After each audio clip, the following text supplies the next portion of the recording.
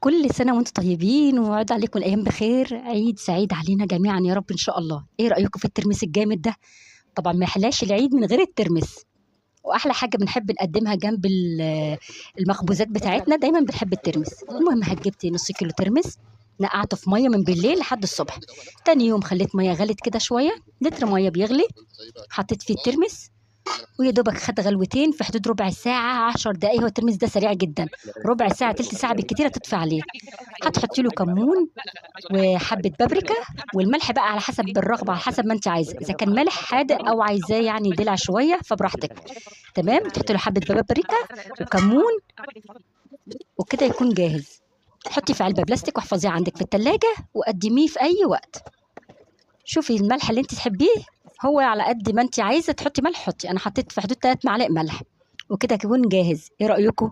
كل سنه وانتم طيبين.